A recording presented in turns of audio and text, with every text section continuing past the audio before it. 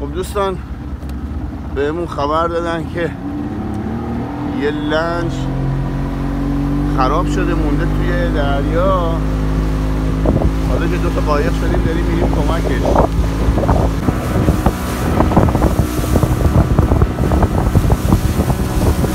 خب اینم لنجی که خراب شده.